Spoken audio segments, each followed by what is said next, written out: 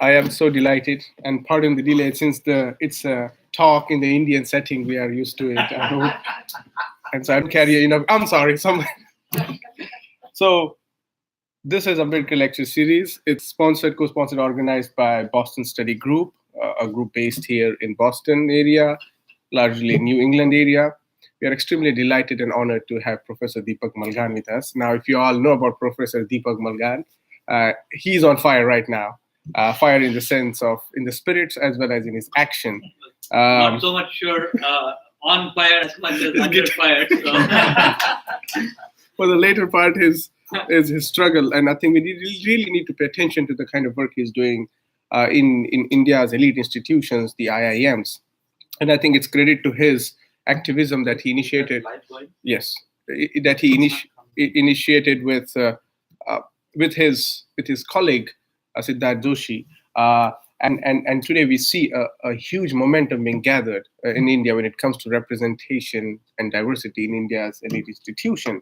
An entire alumni group have collaborated together to push for agenda of reservation in the India's management, in Indian Institute of Managements, because these are the policy that doesn't get implemented. In Indian, the IIMs claim to have an autonomous status now, and they don't want to have any direct interventions on the government, but as much as it enjoys the government space, land, and many other facilities, it continues to operate in its own bubble to create a dialogue within an institution and then letting it mushroom outside the institution and let the common public and general mass be interested in what's happening in IIMs is, I think, the credit of Deepak's work.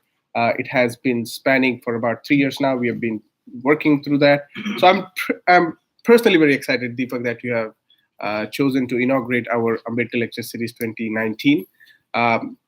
This is supposed to be a Jan segment, but he was coming in Feb, so let's assume it's a Jan segment.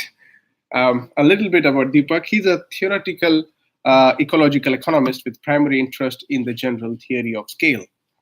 Scale measures the proportional relationship between the economy and the ecosystem that contains and sustains it. Among other recognitions for his contributions to scale theory, he received a 2015 V.K. R.V. Rao Prize in Social Sciences, India's top award for a social scientist under the age of 45. He is the first ecological economist and the first engineer to be recognized by the V.K.R.V. Rao Prize. His prize-winning scale theory-based reformulation of ecological economics will appear as a monograph in 2019. So we look forward to it. In 2014-2015, Deepak was awarded the Funk Global Fellowship at Princeton, where he initiated a new multi-year book project to chronicle the global history of the idea of efficiency. Malghan is an associate professor at the Indian Institute of Management, Bangalore. Beyond theoretical ecological economics, it's like almost tuning. His lab at IITMB has also pioneered new approaches to ethnic inequality and stratification. He's also an adjunct faculty at Ashoka Trust for Research in Ecology and Environment, very esteemed institution down in Bangalore, where he works on problems in urban hydrology. Malghan has a PhD from Maryland and MPA from Princeton. He also holds a trade certificate as an electrician with a specialization in alternator rewinding and renewable energy. In addition to that, his paper with his colleague in Cornell was really picked up in stratification in Bangalore City, and Hindu did a very extensive, very nice coverage of that work. And I think once your academic work gets recognized in the public and as a mainstream newspaper carries it, means that contribution has been really important and valuable. Just before I invite Deepak to take over, one of the things I found extremely important for many of us who think in progressive ideas is Deepak has been consistent. He has never, to our experience, never even barged or even dunked. He's been very forthright, and he's been at the forefront leading the struggle the way we want to imagine the future of our kids and our future. In that spirit, Deepak, we're also very happy to have you come and deliberate on the topic India's elite institutions and the multiple metamorphoses of. Is it possible to download Caste. this and open it in the PDF browser? Okay, let's see. Okay, it is.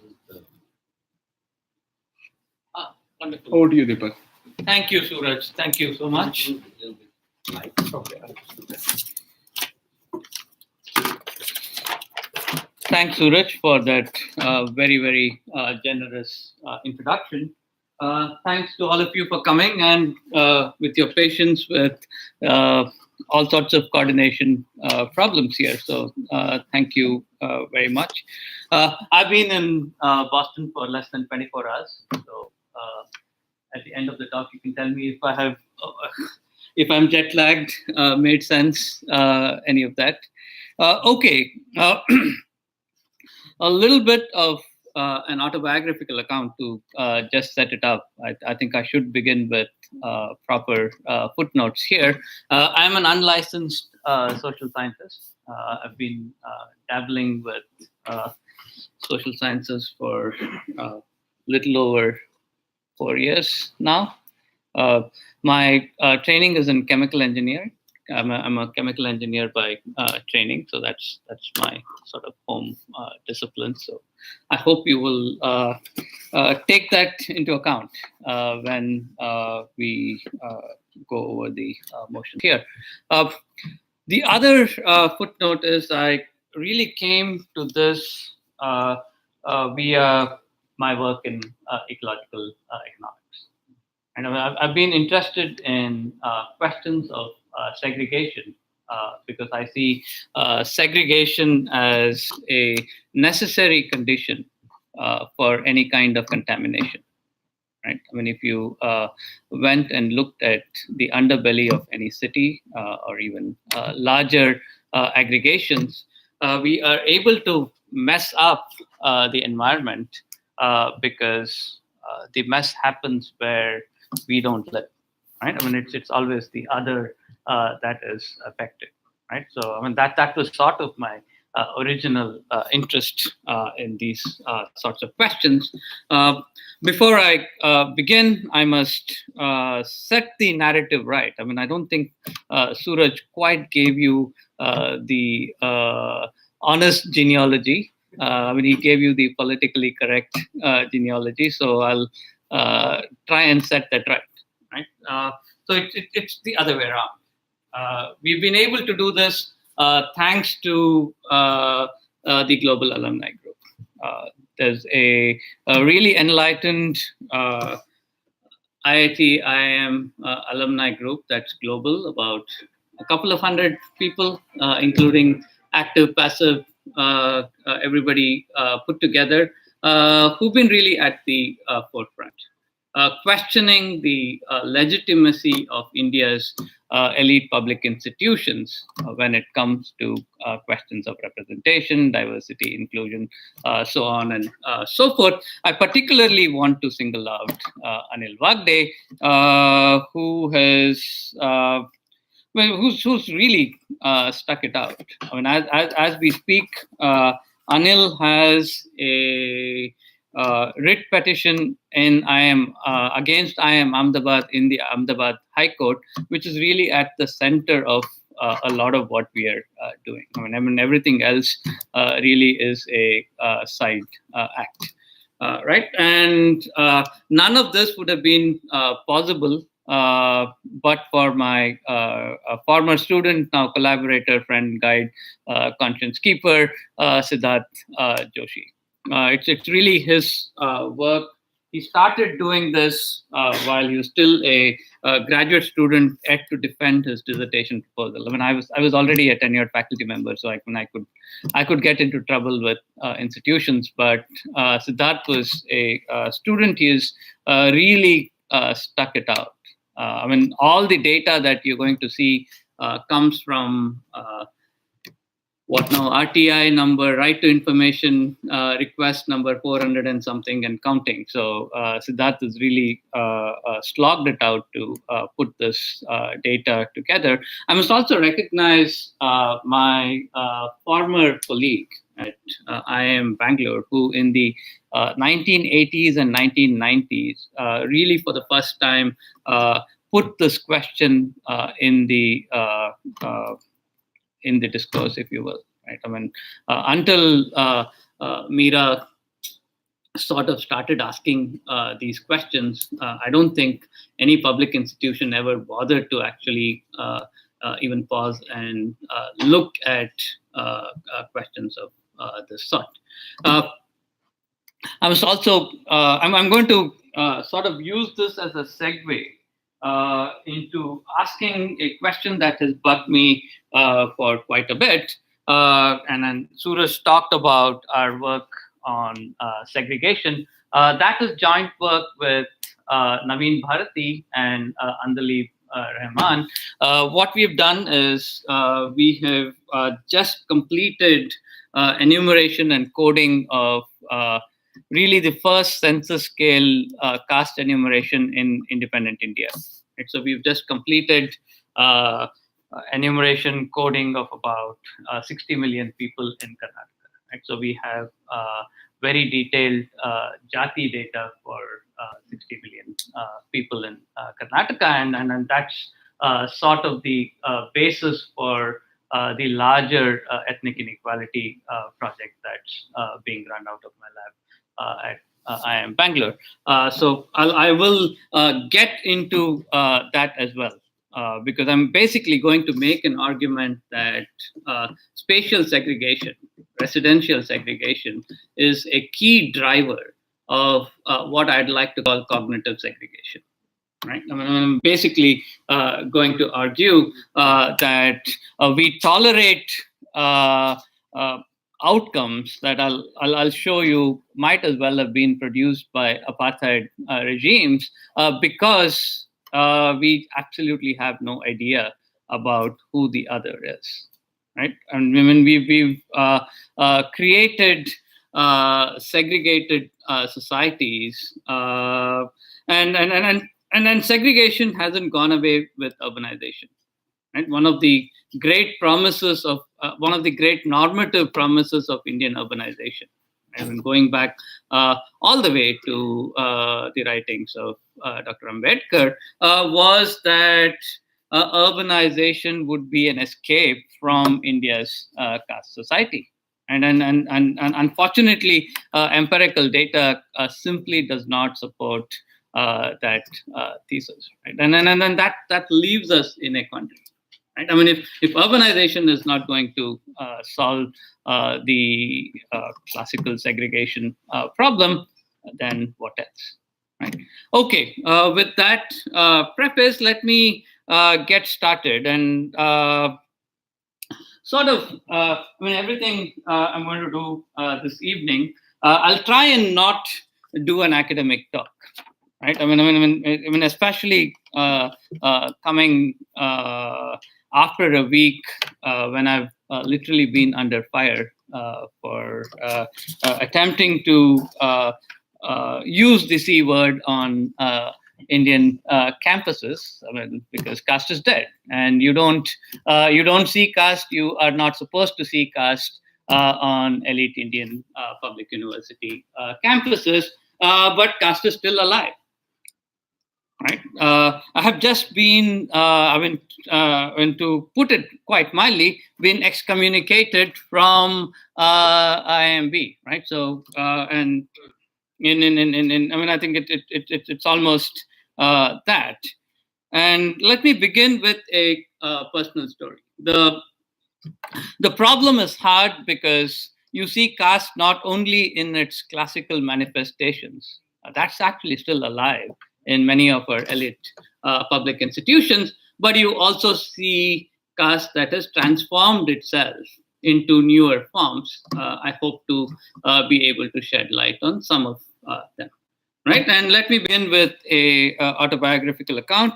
In June, July of last year, 2018, I had invited the noted South Indian classical musician T.M. Krishna, along with the environmental activist Nityanand Jayaraman, who, for those of you who work in the environmental field, you will recognize these names, to come to our campus and speak about the really terrible mercury pollution in the southern hill station of Kodaikanal, thanks to the improper shutting down of the mercury thermometer factory by Unilever / Hindustan Unilever. Right, and leading up to the event, I had obviously emailed my university community and also suggested that our MBA students actually disinvite Unilever from our campus placement. Right? And as you can imagine, this is a terrible thing to do in a business school, right? Trying to keep Unilever away from a business school placement cycle is a crazy thing to do. And I was rightly trolled, right? My faculty colleagues were trolling me, and one of the persons who trolled me on that occasion was somebody. I don't think the identity is important at all, so I'm not going to get into any proper nouns here. Is a person who annually sends out an invitation with a email header that reads, "Please circulate this among all Brahmin friends." Right? This is a public university's mailing list, and the event happens to be the annual quote unquote sacred thread changing ceremony. Right, and I wrote back saying if a public university's mailing list can tolerate a sectarian email invite such as this, it surely has space for discussing Unilever and stuff of that sort. Right, so that led to a federal case, quite literally, at my university, because I was supposed to be this casteist guy who I wrote back to him with sacred threads, sacred in quotes, right, and that offended him enough that I was hauled up before a disciplinary committee, and since have been disciplined. Right, quote unquote. Anyways, so I bring this up simply because if you thought caste is dead on modern public university campus, it isn't. Right, when caste is alive, kicking, it's just that we have forgotten where to look for it. It's not always that caste is this obvious in your face thing. Okay, with that background, let me get. Oops, I can do that. You can fix that.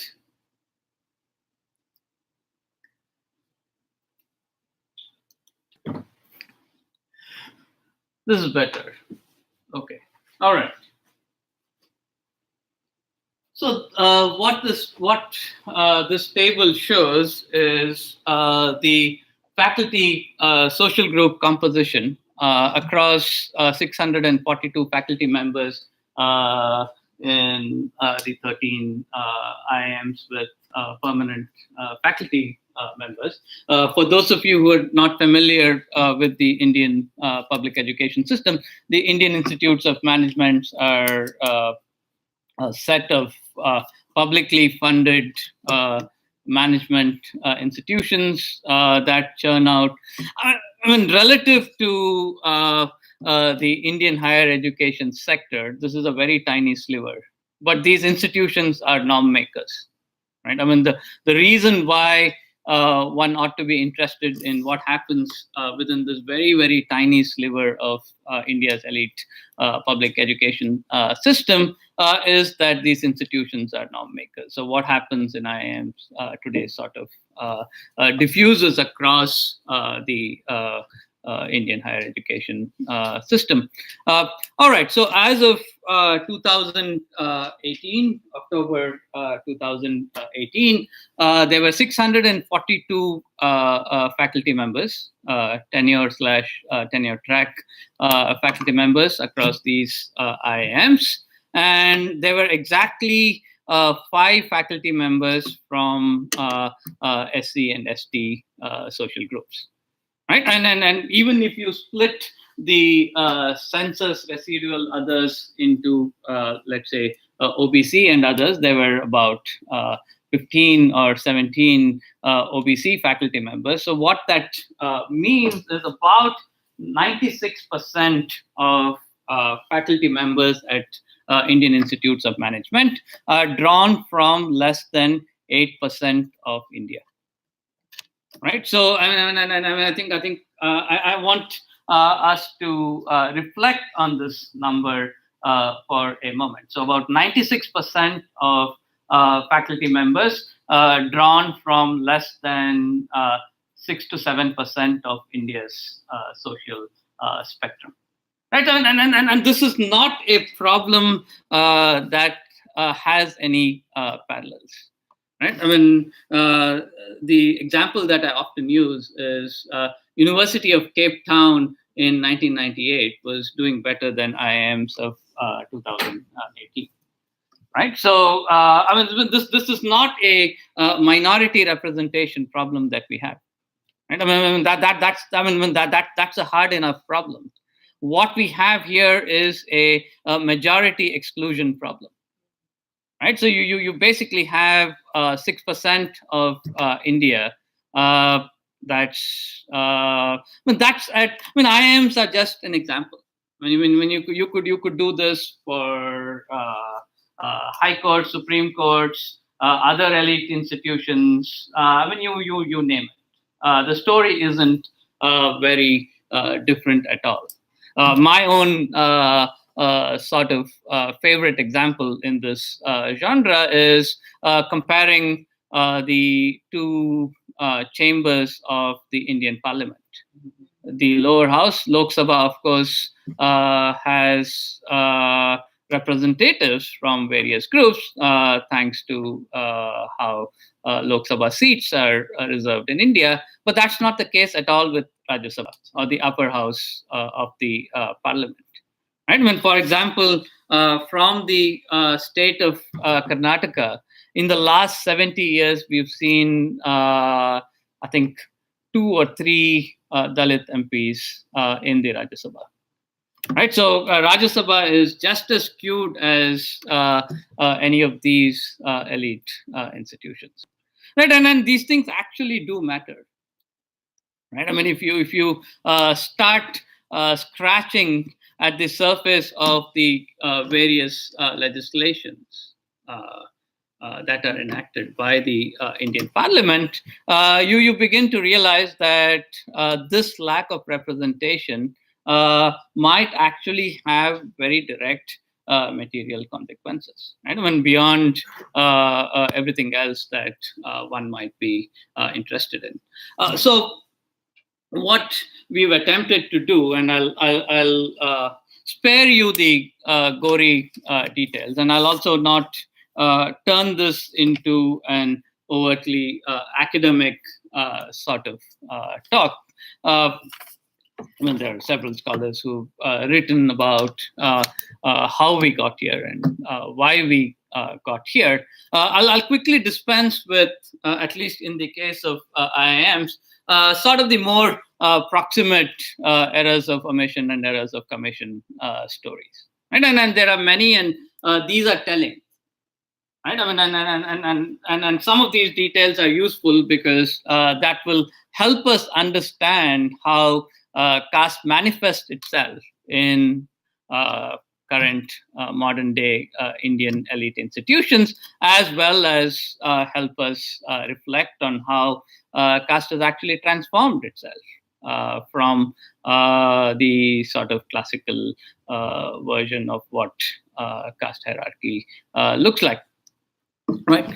So you see this primarily because universities, including IIMs, anywhere, are both producers and consumers of faculty talent. Right. So about 50% of faculty members within IIMs have trained within the IIM system, which is to say they have a PhD from within the IIM system. Right? I mean, so that you have somebody getting a PhD at IIM Ahmedabad, teaching at IIM Bangalore, somebody getting a PhD at IIM Bangalore, teaching in IIM Ahmedabad, so on and so forth. Right. So the usual sort of response to this picture is, well, there aren't enough qualified people from these other social groups. Right. I mean, so surely these universities themselves have to bear some of that responsibility, because 50% of the tenure ladder faculty at these institutions were trained inside the system, right? And that sort of has been the key driver of this dismal diversity deficit picture that you see. For many years, and this is where the laborious work done by Siddharth is just so invaluable. We've been able to establish that this is a result not only of a series of errors of omission, but really deliberate errors of commission. Right? I mean, when the reason why Suraj thought we've been on fire or under fire, depending on how you see this, is there's absolutely no doubt.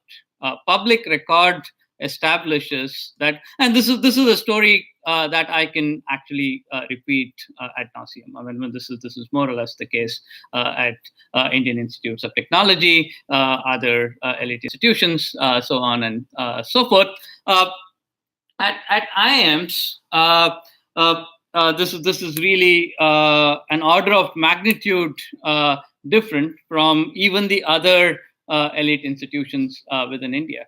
Right, for 50 years, with impunity, the major IIMs at Ahmedabad, Bangalore, and Calcutta, the three largest IIMs, have tried to find their way, wriggle around constitutionally mandated and statutorily mandated affirmative action / reservation requirements within the PhD program. Right, and amongst the different things that they've done to skirt these mandates, one particular instrument is particularly disingenuous, and I think it's useful to lay that out so that we can start having a conversation. Right. Well, if you are to do reservations, which are basically quotas, you need to. You're basically talking about 22% or 8% or 27% or whatever of something. Right. I mean, you basically need a number. Right. I mean, you can only do 8% of something. What if that something is never going to be defined? Right. So the argument that IIMs have made, and Siddharth and I call this the null matrix argument, is that we have no idea how large our PhD programs are. Right. I mean, and I'm not making this up. I mean, this is public record. Right. I mean, they have admitted as much in responses to our right to information requests. Right. So, well, this year I might take 20. Next year I might take 21. So that makes my pool of PhD students not a finite number. So therefore, I cannot do reservations. And this has been a very serious argument.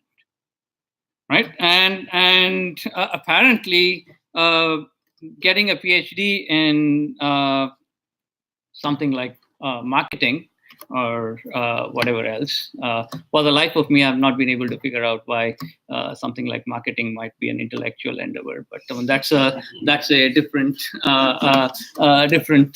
question altogether.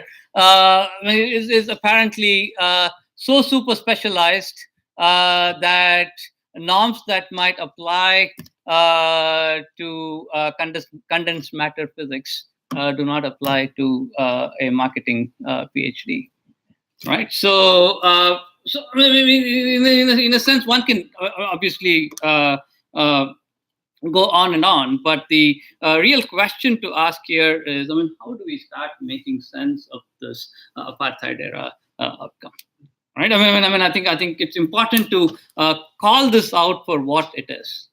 Right. I mean, this is really not about trying to accommodate a minority within the elite institutions or at elite decision-making tables. Right. I mean, there are beyond these very, very egregious errors of commission and omission. There are serious questions to actually ponder over. I mean, there are reasons why you see what you've just seen. First and foremost, I mean, I want to sort of very quickly dispense. I'm not going to spend a lot of time dismissing the bogey meritocracy argument. Right? I mean, I'm happy to come back to the M word in the Q&A, but the sort of standard meritocracy argument is quite easily challenged and dismissed. And I don't think, with all seriousness, that's the argument that one should be engaging with at all. The first and foremost problem here is affirmative action in India. I mean, as evidenced by the new so-called EWS legislation that was passed just a few weeks ago, affirmative action is seen as a welfare scheme. It's seen as a poverty alleviation scheme. It's nothing but. Right? I mean, affirmative action is about representation at elite decision-making tables. I mean, nobody is going to make a case for, say, the university faculty composition at IIMs to resemble or mirror the social composition of India. I mean, that's nobody's case. But broadly speaking, this certainly isn't legitimate.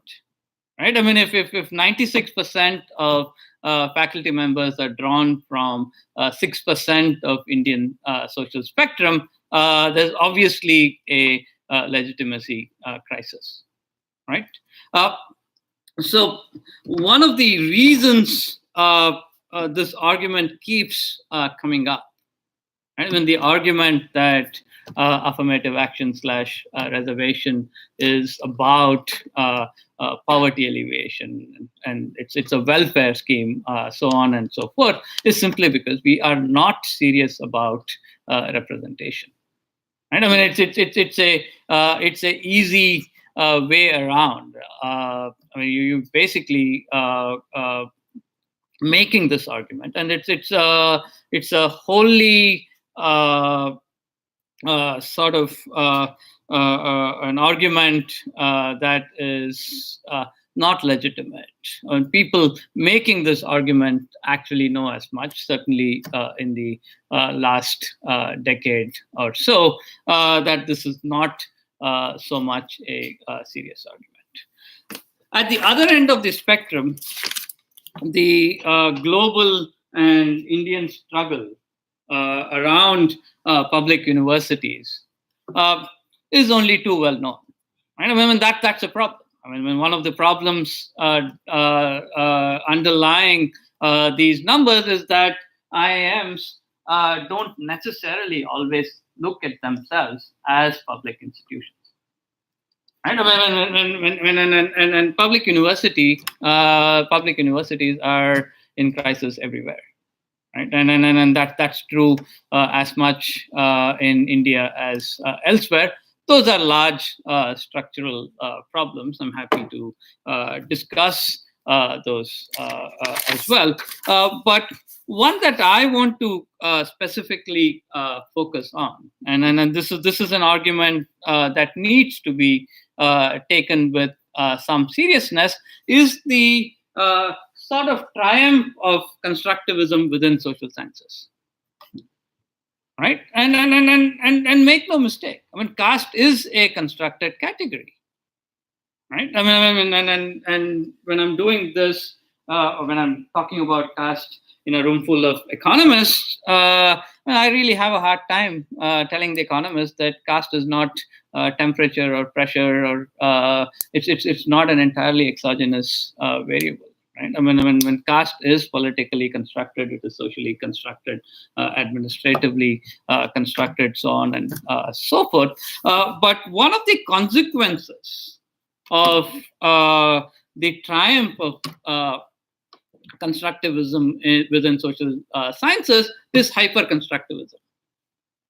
Right? I mean, so what you now begin to do is offer hyper-constructivism as an alibi for not worrying about representation based on any form of social identity. Right? Because if I mean, the standard sort of liberal argument is that if you wanted to annihilate caste, and why use caste as a basis for doing anything at all? Right? I mean, and this is an argument that needs to be engaged with seriously.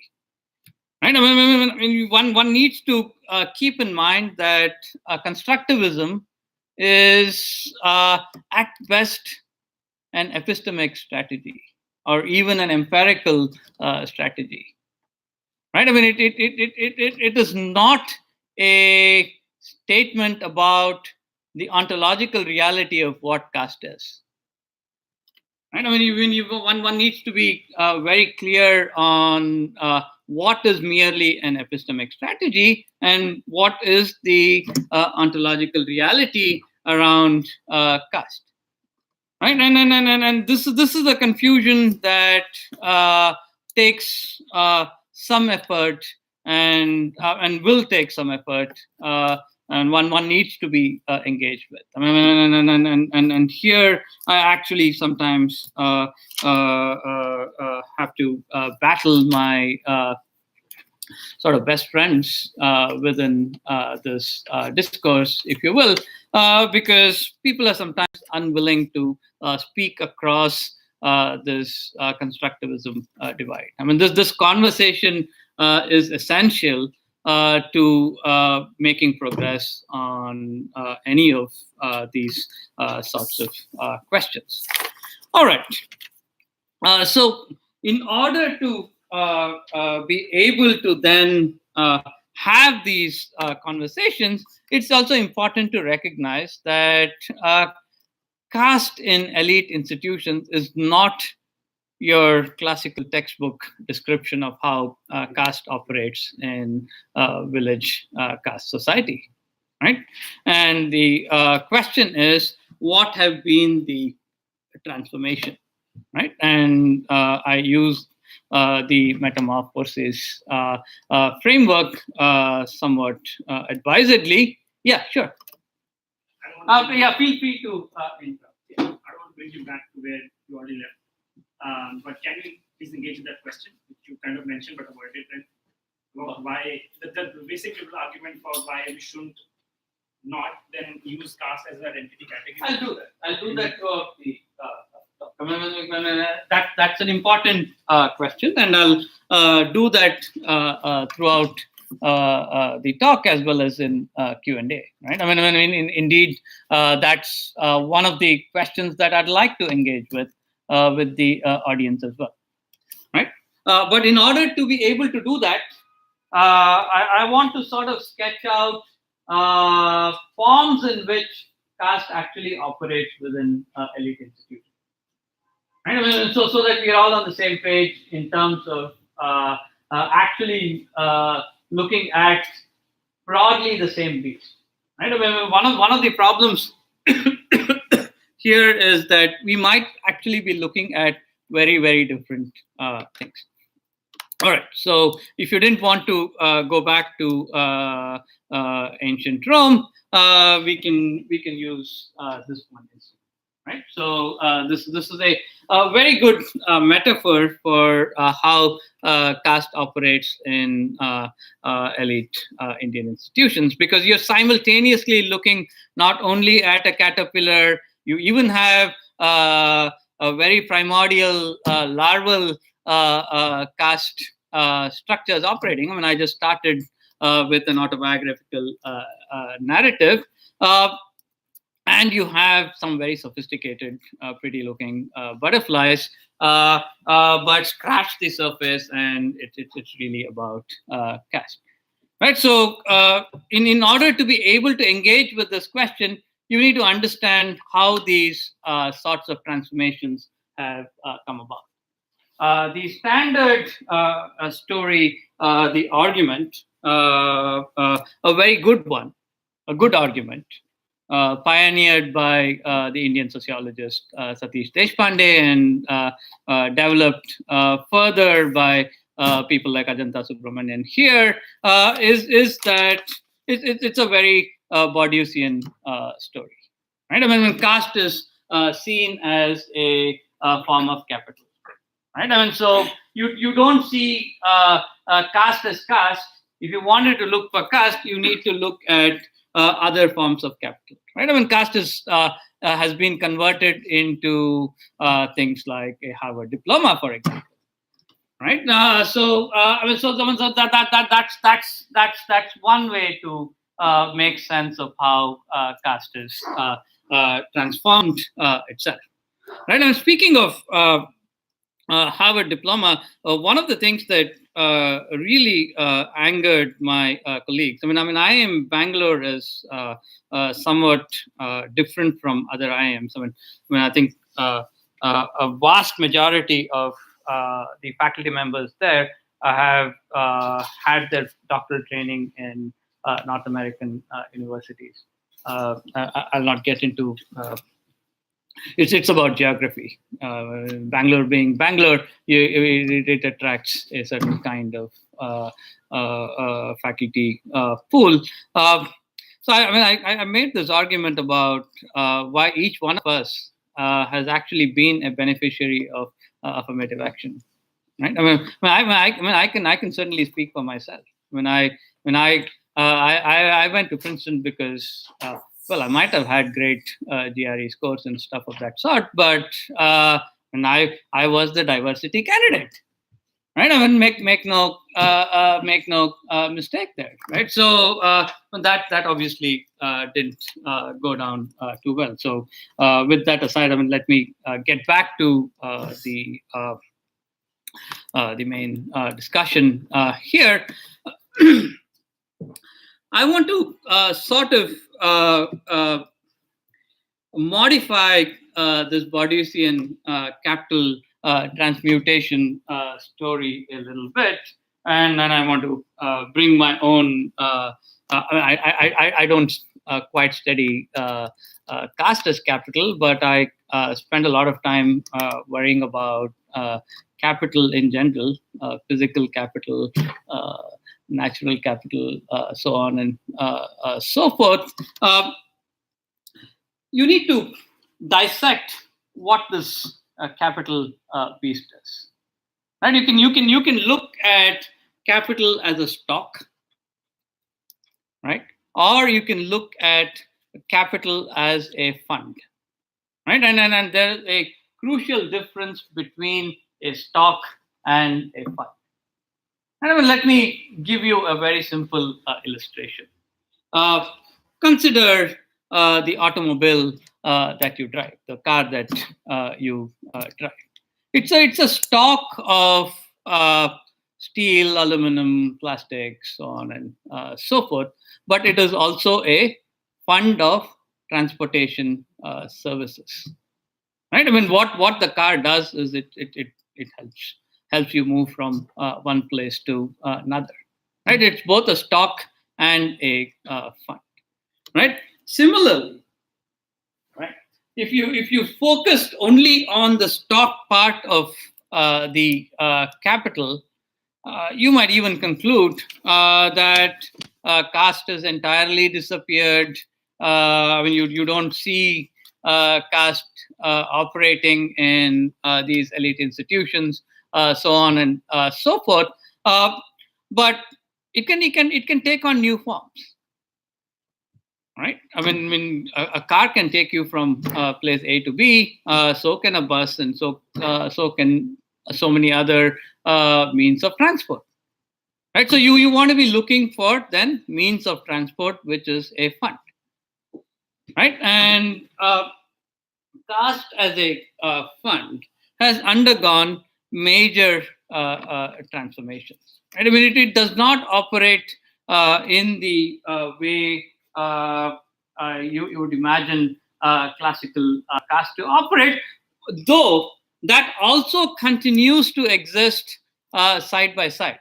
I mean, anecdotally, just this past semester, I had a bunch of master's students at my institution do an informal sort of survey. I mean, I don't have IRB clearance for this, so I'd never be able to publish this. So I'll do this more formally next academic year. They actually did a census of every domestic worker on campus. Right, so I had my students speak to every domestic worker on campus, and these are domestic workers that work in faculty houses. Right, and the students used a very standard definition of what constitutes untouchability. I mean, you can sort of quote unquote detect, if you will, untouchability based on a set of questions. Standard nationally representative surveys use a standard module, your NFHS, for example. And what these students found is not surprising, but nonetheless very stark. Right? Except for two. Every single domestic worker that they interviewed face some form of untouchability working on IIM campus. Right. So what I'm suggesting here is that while we need to focus on newer forms that caste takes on, right? I mean, the transmutation of caste as capital is important, but there is a dialectical relationship with more traditional forms of what caste stands for. And we're talking about faculty residences on a major elite public institution in India, and it turns out all but two domestic workers, going by definitions of nationally representative survey, have experienced untouchability, be it not being able to drink water from the same pot, not being able to use the same. I mean, you can come up with any number of suggestions. Right? I mean, indeed, one of the reasons I've been quote unquote disciplined by my university is that a bunch of us have been arguing for desegregation of our staff canteen. Right? I mean, not until very recently, meat was not even served in our staff canteen, and now that it is served, meat is like 60 meters away from where you get quote unquote vegetarian food. So and the very suggestion that caste might have something to do with this segregation completely pissed off my colleagues. Right? I mean, because we have transcended caste. I mean, this has nothing to do with caste. It's just that a lot of us want to be very humane. We don't kill people. We don't kill animals. So on and so forth. I mean, I don't like seeing dead animals next to my lunch plate, so on and so forth. And that has nothing to do with caste. Right? So it's very important. I mean, the reason why this becomes such a hard problem is I mean, it's something like the healthcare crisis in India. right? Because you simultaneously have to deal with both undernutrition and overnutrition, right? You have the vast majority that's undernourished, but a tiny minority that's overnourished. Right. There is so the problem of caste on elite Indian campuses is like the problem of malnutrition. Right. You have to simultaneously deal with undernutrition and overnutrition, and that makes this a very, very hard, complex problem. Right. And the other sort of argument, and this is the argument that I have had least success countering intellectually, and I believe it cannot be countered intellectually, and I'd be very happy to actually get your suggestions here. Is that whenever you raise the caste word, and for example, in the instance of desegregation of staff canteen, right, you're immediately told, well, learn some table manners. Right? You being too loud, too boorish, you shouting things stop. Right. So in a sense, how do you make an argument about having a place at the table when you're faced with a counter argument that says, well, you don't have table manners? Right? That more or less sort of captures the dynamic. It's a truism everywhere that the entrenched elite can come to the table with table manners. Right? If you are somebody wanting a place on the table, you have to shout your way in. Right? I can use a different metaphor. Right? You're always told, why don't you knock on the door? Why are you breaking the door open? Right? I think these are sort of hard arguments. I'm not trying to trivialize any of this with your table manners or breaking the door sort of metaphors. These are actual facets of what constitutes the empirical reality of our public institutions. All right. So very clearly, I hope I've been able to sort of in 15, 20 minutes give you a sense of the great cognitive disconnect. There's a question, yeah. So just a clarification, the remark about table manners, are you using that as a metaphor, or is it literally an argument made saying we cannot desegregate because these people don't have manners? No, that's so it isn't that bad, right? So no, but yeah, much more broadly, it has nothing to do with desegregation, right? It's a metaphor for standing up and demanding that the faculty body be more diverse or the graduate student body be more diverse is not seen as something a respectable academic ought to be doing. Right? Of course, one can couch this in the classical what should be the responsibility of academics sort of question.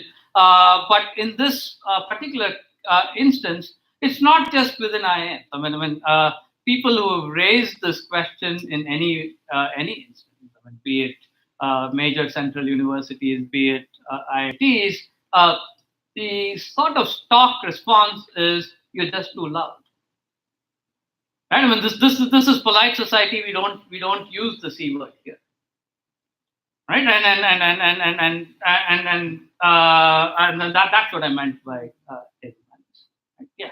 Yeah, I studied at ISC, of course, this is almost 30 years ago. We had a non-veg mess and veg mess.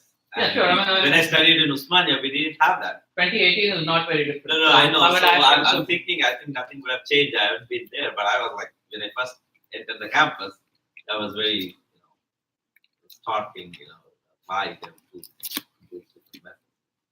Well, sometimes we've made great progress in the last 4 years. 4 years ago, this was a problem only in the staff canteen at IIMs. Now, as I speak, eggs are being served separately in student canteens on IIM campuses. So we've been making progress in the last. We made tremendous progress in the last 4 years. Yeah, sure. This is returning to an earlier point you made, but can you elaborate more on Caste as a stock and a fund? Yeah, I'll come to that. Can you hold on to that, because I'm going to speak about segregation and then come back to that. Just a point on the table manners and not rocking the kind of card thing. I think that reminded me of MLK Jr.'s letter from Birmingham jail, and he actually elaborates on that issue quite a bit. That because people kept asking them, but ultimately his thesis is that there is no other way. Yeah, sure. I think that's important. I mean, even if you look at these institutions as public spaces, public spaces have to be claimed, right? I mean, when ultimately this is an exercise in claiming public spaces. I mean, you're not going to be given the public space. Right? I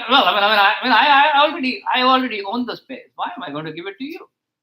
I mean, you will have to come and stake your claim, right? And yeah, sure. I mean, there's really no getting around this question. Yeah. Just to make sure I'm following the thread. So, Yeah. so far you're describing the prevalence of a classical form of caste, right? Which you are going to now then later Right. distinguish from Yes. classical Yes. forms. So I mean, but let me make a small correction there. Yes, I have mostly talked about classical forms of caste discrimination, but you have to see this as being in dialectic with more sophisticated arguments for these institutions being caste blind. Right?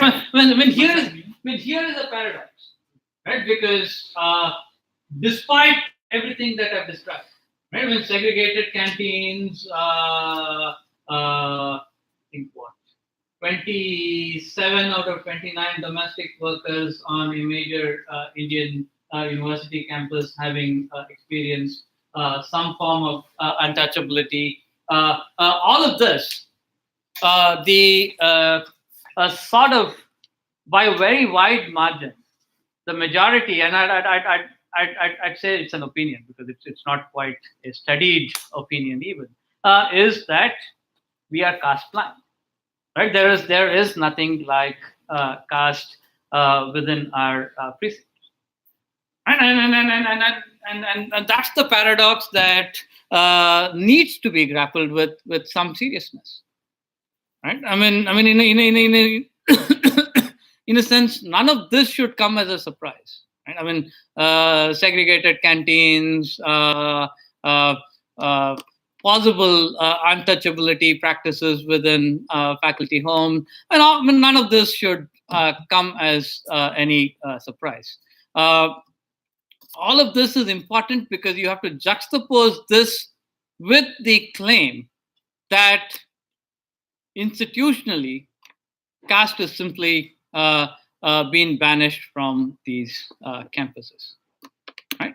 And in order to understand this paradox, and I'm going to present my hypothesis, right? I mean, it requires a very special kind of cognitive segregation, right? I mean, you basically have to come up with ultimately a cognitive explanation for what I've been trying to describe. And to me,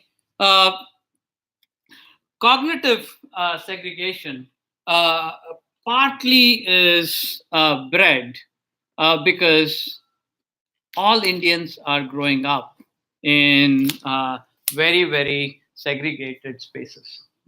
Right? I mean, the thesis that I want to sort of lay here is spatial segregation is a very, very fundamental generative mechanism for this kind of cognitive segregation. Right? And what I want to try and do is throw at you some data, right? And this is from census data. What we've done in the past year is look at neighborhood scale segregation for the first time, right? I mean, unlike in the US, for example, until very recently, it was not possible because simply data was not available to do neighborhood scale segregation in urban India.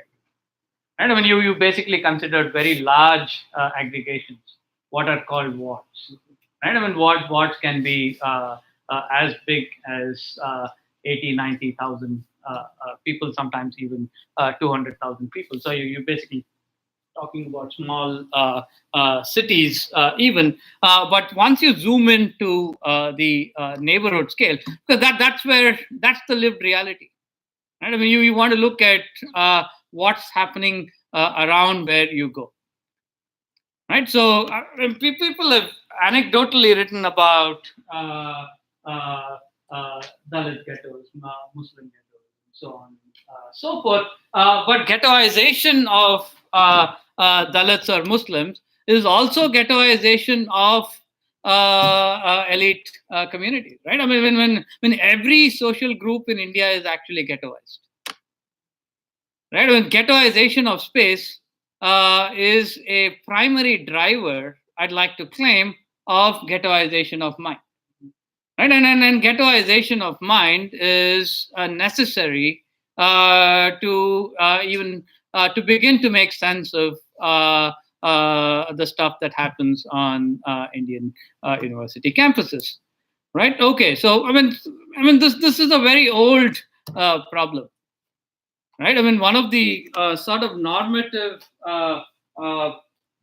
promises of India's very rapid urbanization was that urban India could become the Begumpura. Right? We are obviously not anywhere close to being a Begumpura, but the reality is Indian metropolises are highly segregated. Right? I mean, when segregation levels in some of the major metros in India approach racial segregation levels at their peak in this country. Right? So, and I'm going to sort of present data at three different levels. Right? When I'll first use the national census data to show you broad trends across five of the largest metropolitan centers in India. Then use more finer data from Karnataka.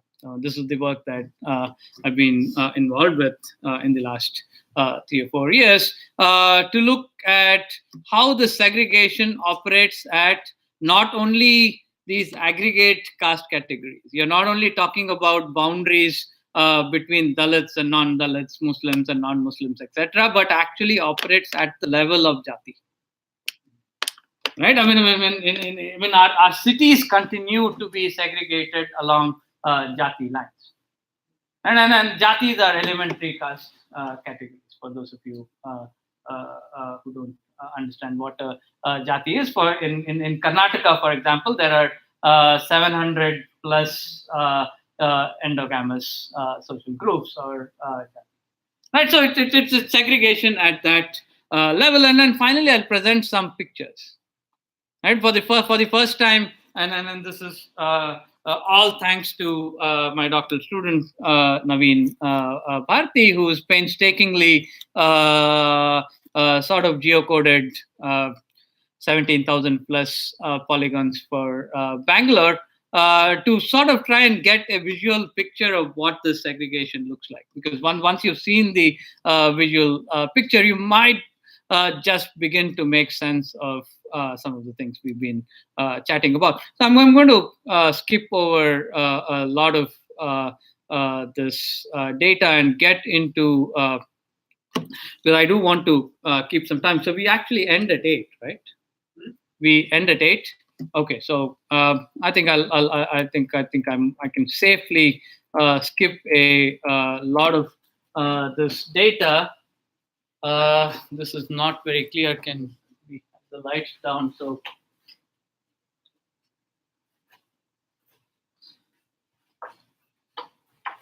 those of you who are interested in this work, I'm happy to stay back and go over the technical details. But what these graphs show you, this is Bangalore, this is Delhi, this is Calcutta.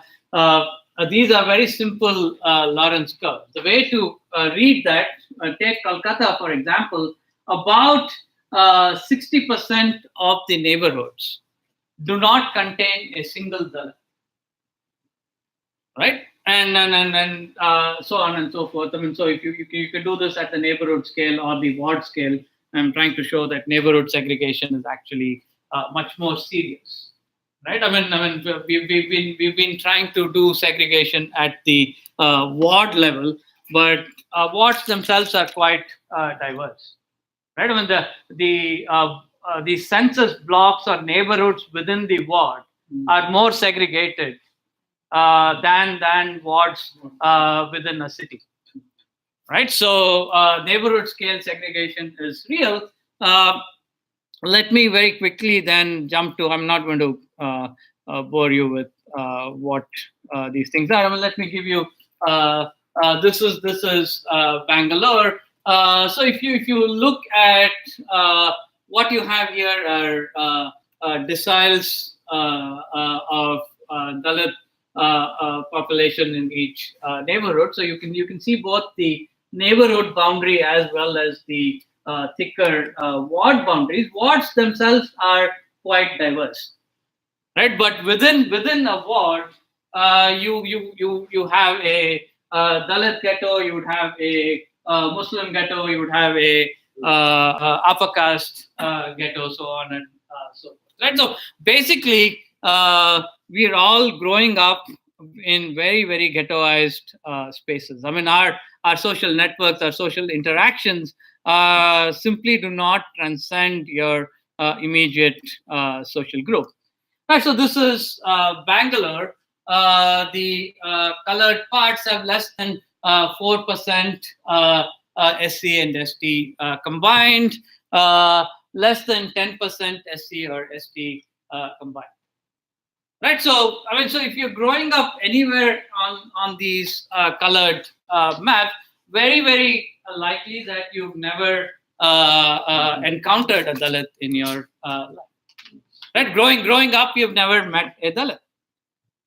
Right, and if you're growing up in these white spaces, you've basically grown up in spaces where you've only interacted with a Dalit. I mean, it works both ways, right? I mean, the segregation is so complete that you really have absolutely no idea growing up. And I mean, I can give you anecdotal examples of. I mean, starting from the schools you go to places you hang out with, and so on and so forth. This segregation is for real. And the sad part is, if I'm going to skip through, I mean, take my word for it. I'm happy to get into the data. This is for the state of Karnataka. It does not matter, and this is for each one of the 300 urban agglomerations in Karnataka. It doesn't matter whether you're a city of 10 million, i.e. Bangalore, or a small town of 80,000 people. The segregation patterns do not quite change. Right? I mean, that's the basic point that I want to make here. This one, if you did it by religion, this is ethno-linguistic fractalization. What that just means is you pick two people at random. You're asking the question, what is the probability that they're drawn from two different religions, to any two different groups? So living anywhere in these red-colored areas in Bangalore, that fractionalization is less than 0.1. So I mean, any way you slice this data, less than 0.2. There's less than a 20% chance that you have interacted with somebody from another religion. Muslim population less than 3%. Well, Muslim ghettos also mean majority ghettos. And when ghettoization of the minorities is also ghettoization of the majorities. And so you can sort of do this by social groups. Not surprisingly, you will see. I'm happy to leave this presentation, and I can also give you links to the larger papers underlying this presentation. Dalits and Muslims are the most ghettoized, but there are obviously nuances. The larger point simply is as long as Indians are growing up in cities like that look like this, you're not going to be able to solve the larger problem. Right? I mean, when caste can transform itself, in a sense, it's because you grow up. I mean, let's take a ward. Right? Every ward is very diverse and segregated within, because, for example, the beautiful people of Bangalore living in your gated communities need somebody to come and clean up your houses. Right, and it shouldn't come as a surprise that. So one of the things that I've done is to show that every single new gated community that has come up. One of the surprising features of segregation in Bangalore is newer parts of Bangalore are actually more segregated than even the older parts of Bangalore. Right, and of course, I mean every new swank apartment complex in Bangalore also has a Dalit Basti right next to it. I mean, but except that, I mean, that's the when you see that person coming into your home as the other. I mean, for all you care, it could be a robot that comes in. I mean, and I use this very advisedly, right? I mean, and I mean, for the person in the gated community, the person that comes in is an it, right? I mean, in a sense, that's what this does. It's because of segregation that you don't make that connection at all, and therefore it's easy to even if you're living in these segregated spaces, it's easy to other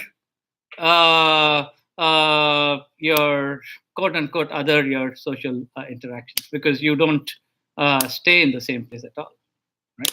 And very quickly, what is the cognitive segregation? What is that? Well, cognitive segregation is if you, to me, the way I look at cognitive segregation is I'm trying to ask the question: why is it that you're able to other a person? Right? I mean, how is it that you are able to cognitively be completely unaffected by what's happening? And that's because you literally are segregated. I mean, when you're able to live in hermetically sealed cognitive spaces because you live in hermetically sealed spatial spaces. I want to disagree with you. Yeah, sure. A little bit of length, so this might sound like a monologue, but no, go ahead. No, we'll have a conversation. Go ahead. I've had my monologue, so yeah. Go ahead. I agree with you that the root of the problem is trying to understand why is it that you cannot see this happening. Right? So I speak as like a Brahmin person who studied almost till I came to Harvard. I was in like institutions where educational or work-wise, where the power to like fire me always rested with the Brahmin. So as segregated as you can get, but so that's just to situate me because I don't believe in being cast in line. That's one. I don't like your explanation of physical segregation causing this blindness for two reasons. One is I don't want to give the status of a natural force to segregation which occurs by itself. If it is true that in the new areas of Bangalore, physical segregation is happening greater, there must be an underlying social force which operates at the level of the individual, which is causing this. And then we are back to is that basically that people are casteist willfully or not, right? So that is kind of a reverse explanation. Yeah, sure. So can I very quickly respond before? Yeah, I think if I came across making this causal connection, I think I certainly overstepped my own brief. I think what I was trying to suggest here is that there is a dialectical relationship between cognitive segregation and spatial segregation. Sure. Right? So go ahead. So most of what I was going to say was going to be against causality. But one of the other reasons, practical reasons I didn't want to put pride of place to physical segregation is because if that is a cause, then the solution, the way to fight it, becomes like change urban like infrastructure policies, and urban infrastructure being like physical buildings, that's like a 30, 40-year project. Instead, I want to see the fact that there is so much segregation, and the fact, as you pointed out, that we see people of different castes in different roles which we cannot recognize every day as a source of hope, and as the place to naturally start if we want to like combat physical segregation. Can you elaborate? So this experience was when I was campaigning for Ashwin. All I have to do to go to a community which is alien to me is to step 10 feet across the road. Any of the segregated communities, because it's segregated at the neighborhood level, all you have to do for people to confront the lived physical reality of so many people, which is different, is to somehow hoodwink a group of 120 people to like walk 20 feet across the road, maybe half a kilometer across the road, right? But behind Bangalore is like lots of places which will be shocking to any people who live in the problem. Now, you choose to interpret that as a source of the problem. I see that as a resource because I'm imagining an alternative reality similar to like maybe America, where like white flight has happened, and now segregation is at the level of like distant like cities or parts of cities which are segregated massively. Then I'm trying to imagine how I would get people to see when they won't even venture to entire parts of the city, and that would be much harder. Now, living in JP Nagar first phase, all I have to do is walk 50 feet across to Saraki, and I can probably find like a slum somewhere nearby. So I see that as a resource because it's easier. And the diversity has always struck me as. Isn't that the paradox? Obviously, the person living here sees this, right? That's literally across the street. Yes, many times we are talking about neighborhoods that are basically on either side of the main road, so on and so forth. That is the paradox. That's why. When I apologize if I came across as making this really one-way causal claim. There is a powerful dialectic at work here, right? You want to understand how can you live literally across the street, right? And really not see. Right, and that is where your classical caste structure still becomes important. That is by definition what caste is. It is a hermetically sealed object. Right, when there is no reason for you to see beyond your own container, if you will. Just take the side. Can you share side? Yeah. Go ahead in any order. I will take. So I just had an anecdote about exactly this. So I lived in Delhi for a while, and I figured, so every 2-3 very nice neighborhoods in Delhi have another neighborhood where all the servants live. Yeah. So for example, there's Vasant Vihar, Vasant Kunj, next to that there's Kishangarh. And I've lived in several of these. So I started working in a new job, and I lived in Kishangarh. And my boss asked me like, "Oh, did you find an apartment?" I said yes, and then he said, "How is it?" I said, "It's fine." And he knew that I was in Kishangarh, so he said, "Don't you think you can do better than fine?" And I told him, fine is good enough for me. And he looked at me like I've broken some cardinal rule and that, he just couldn't understand it. And then I had all these people who worked in the same office, most of them who earned like way less than I did.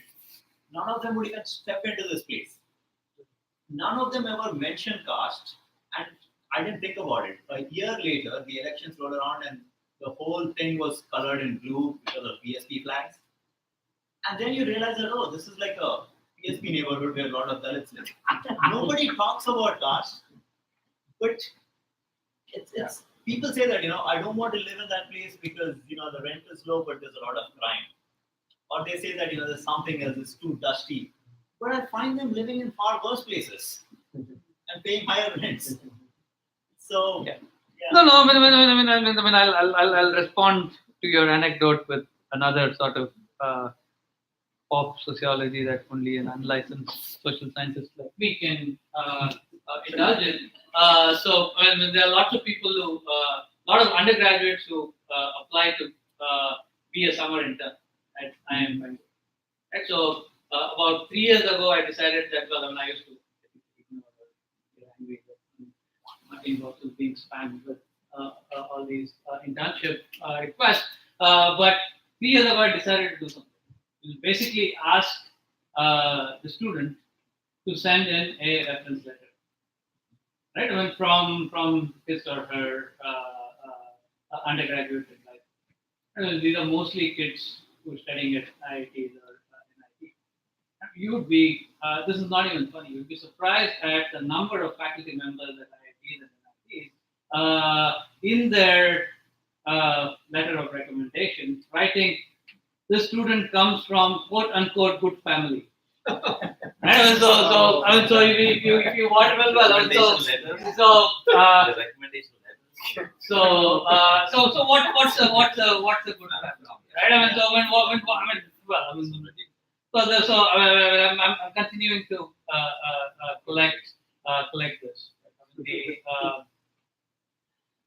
I keep sort of joking when the only useful book I might write. So I'm working on a book called An Anthropologist Among Thought Leaders. I like to consider themselves to be thought leaders in this course, right? So, yeah, sure. But Thank you, Deepak. It's very interesting. In some ways, I was just thinking this is not so much a paradox, right? The fact that spatial segregation in India, or at least Indian cities, looks very different from American cities, where precisely you have the donut model, the very stark black-white segregation, is because the forms of capitalism are very different, right? Precisely the forms of capitalism as they function in India, like those gated communities or SEZs, your tech parks, highly reliant on exploited labor, right? So that proximity then it's not a paradox, right? So that proximity is part of the way caste and class are coming together in Indian cities, right? So in that sense, I think it is important to maintain this distinction, right? This forms of spatial segregation in the United States and India are different, function differently, but it's also an expression of the way capitalism, very uneven capitalism works in these societies. yeah, absolutely. In fact, in our paper, sort of the take on Harvey tongue-in-cheek. A lot of what you see here is basically segregation is necessary for accumulation.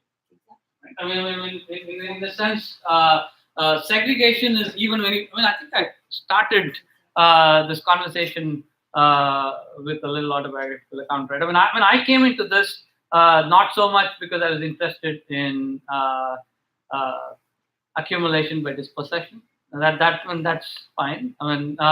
But accumulation by what my distinguished colleagues at Barcelona have theorized as accumulation by contamination. Right?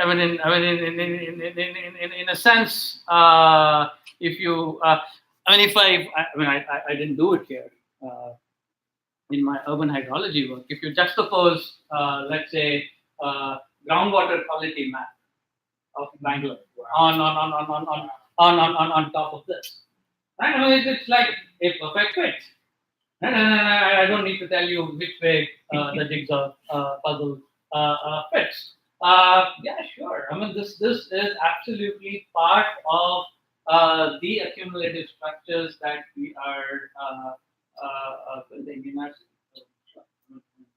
forms of specific forms of how capital works is an important part of the accumulative. And then this is the beef that I have with most traditional sociologists of caste. And even you really can't study caste today in contemporary India, divorced from class. Right? I mean even in fact, I mean I think it's a fairly easy claim to make that it might be useful to study caste as a classical Marxian would study capital, right? When as basically relational structures that enable certain forms of accumulation to, and I think that would be an entirely legitimate exercise, right? I mean, and happy to take this offline.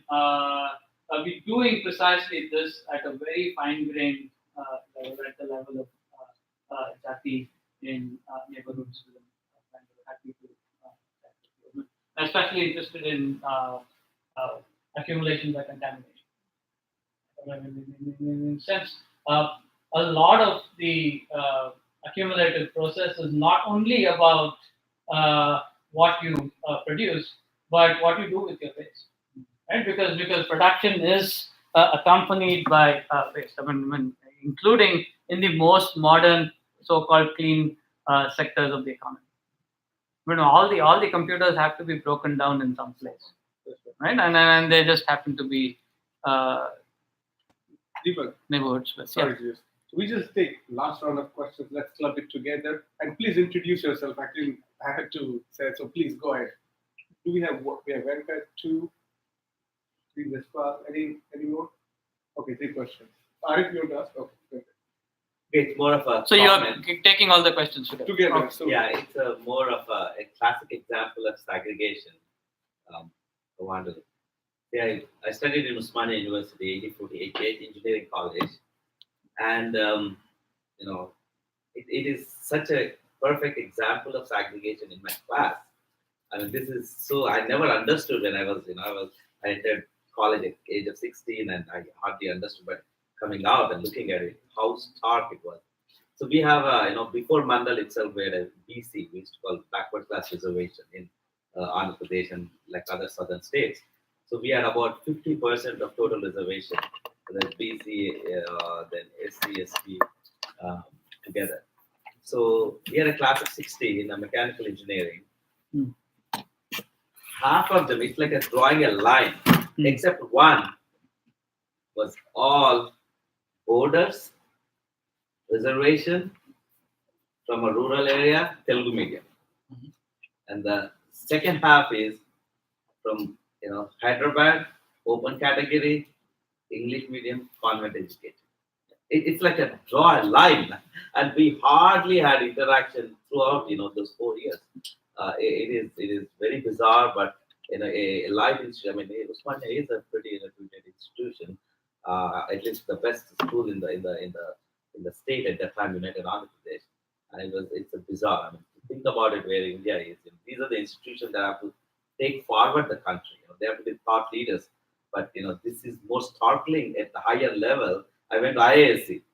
I mean, I see you go to the bathrooms. We had a collective bathroom, and you see threads and threads and threads, so many threads. I mean, I never understood. Openly, displaying very proudly. It's very, very disturbing. But I think No. I mean, there are things. Yeah, I'll respond later. Go ahead. just my experience. Anecdotes. Yeah, sure. I mean, I just wanted to say things are not very different. If you are not a Brahmin, it's a big surprise for a lot of people. if you're not a Brahmin, especially in the area of science, it's a big deal. Hey, you are a trespasser. You are a trespasser. Yes, that's what happened. Yeah, brother, you go ahead. Anyway, Please introduce thanks. yourself. Oh, okay. I'm Priya. I'm currently the Rahul Fellow at the Australian Institute here. I have one is a comment. So I just need to explain a little bit about the background. I think it's important that here the point about the the social composition of faculty is revealing. But then for someone who's in the job market, what I have realized over the years is that the recruiters, who are sitting in the recruitment is very, very much important in deciding who get recruited, right, for a faculty.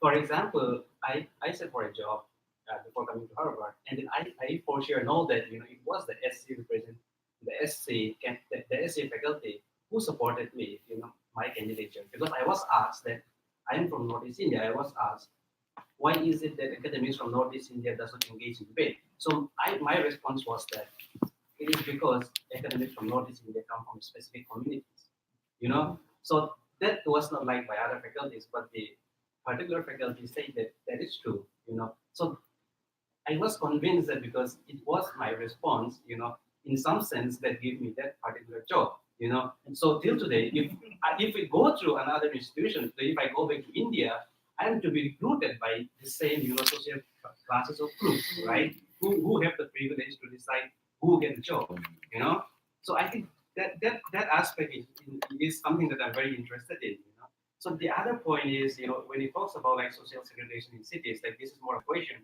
For example, I come from a northeastern region, so I belong to what is known as tribes in India. So how does that segregation works for tribals, who are not necessarily bounded by caste practices? For example, it can be inclusive of tribes who are within mainland India, or it can be inclusive of tribes who are coming from northeast to say Bangalore or to Delhi, right? So I'm just wondering how will that social segregation or the kind of segregation that you are laying out for us works for specific communities like tribes. Sure. Okay, Suraj. So let's go to the third round. Yes. Okay. Yeah, my name is Arif, and I'm from Bihar. So Caste is pretty familiar to me. So my question about, or rather asking for clarification on the segregation being such an important part of this caste or discrimination question is how about gender? I mean, please correct me. We live with women everywhere in our homes, outside, and still we are so misogynist and patriarchy has survived for so long. So how does that fit into this ghettoization or segregation narrative, the misogyny? Ari, you last one. See, my name is Deepak, and I grew up in large village, from 10,000 large village. It was completely segregated. But every city I've lived in India is also just a reproduction of my village. Just the idiom is changed, the language is changed. So I'm not really surprised at your findings. Yeah. That, Sure. And they are literally hermetically sealed. Sure. Okay, so let me respond to the tribes question. It's a very, very important question. First off, official statistics don't even take your question seriously, right? I mean, and let me. Oh, it's not here, but that's okay. So, according to the Census of India, what percentage of Delhi is scheduled tribes? You want to take a guess? That's not small. Yeah, if I get it correctly. Yeah, so it's zero. So official statistics will tell you that there's not a single tribal in Delhi, right? Because these are stateless. There are no tribals in Delhi, right? I mean, not to make light of your question. It's a very serious question. Unlike the Dalit question, which is at least on the intellectual agenda, political agenda, etc. We're not even engaged with this question. I mean, there aren't enough people asking this question. scheduled tribes get enumerated? Well, it's not just scheduled tribes, even a scheduled caste. I mean, for example, let's say there is a Dalit caste from Uttar Pradesh, right? If that person comes and is living in Bangalore, right, that person is actually counted as an other, not as a Dalit, because that jati does not find itself in the Karnataka Dalit, right? So Delhi doesn't have any tribes. Right, so there are no endemic tribals in. This is not my terminology, so pardon me. This is bureaucracies. Delhi does not have any endemic tribes, so therefore there are no tribes. So these bureaucratic classifications are important. In fact, in our paper, we write about this in some detail, but the question that you've asked is terribly important. I mean, it's about time we started asking questions about 8.5% of it. Right? And tribes itself is a very broad category. I mean, you want to first begin by asking questions about the tribes and then the interactions between jatis and tribes. Right? So, I really have no answer to your question because, at least in an empirical sense, because we simply don't have the data to be even able to start looking at your question. Well, to your observation, 2018-19 is not very different. My students and I have been doing some ethnographic work within hostels, at elite institutions, etc. So at different IIMs, there are these student WhatsApp groups. You'd be interested. Some of them are called IIT Madras General Category. Which means when you're not only an IIT Madras alumni, but you are an IIT Madras alumni from the general category. Need to be in that WhatsApp group. This is 2018. Yeah, the WhatsApp it is transcended. Things haven't changed the whole lot, right? So yeah. Wow. Unfortunately, yeah. So that's where we are. Gender, yes, that was the gender question. Okay, so credit where credit is due, right? Indian public institutions have made tremendous progress, very, very perceptible progress. I mean, in fact, a key argument that we've been using is that if you apply your mind to a problem, you have to begin by recognizing that you have a problem on hand, right? And with gender, that recognition is very, very real. For example, within my own institution, about a third of all tenure track faculty members recruited in the last 8 years have been women. I mean, that didn't happen automatically. And women institutions have been making a very, very concerted effort in making this happen. So, except that all forms of diversity axis are not treated equal. Right? I mean, so gender is recognized as an important diversity axis, as it should be, except that there are other forms of diversity axis that are simply not recognized. So, can I ask one last question? Okay. See, now the IIMs have been, I've been also part of this group fighting for, the reservations in FPM, right? Yeah. Now they have this Brahmin 10% reservation. Yeah. I would say that. Okay. Oh, it found great support. Do you think at least they'll start now implementing affirmative action? So, well, it's your guesses. I mean, it certainly punctures a big hole into the meritocracy argument. Yeah, exactly. Which it has done. Interesting to see what the reaction would be from some of these. Actually, several scholars have argued that that's one silver lining from this patently at least from my perspective, unconstitutional Yeah, it is. sort of legislation. That's why it passes within 2 days. And Looks about it's actually found widespread support within institutions. Yeah. Right. I mean, so let me give you. I mean, you're talking about IIMs. So leadership at most IIMs have been scrambling to get this done right this academic year. Oh, right, this academic. Right, this academic year, Yeah, when they're not even mandated to do. OBC reservation, they pushed them. Yeah, 3-4 years. Right. They did. They don't want to increase 27%. Every year 9%. They push like 6-7 years away. Sure. So I think I think everybody recognizes.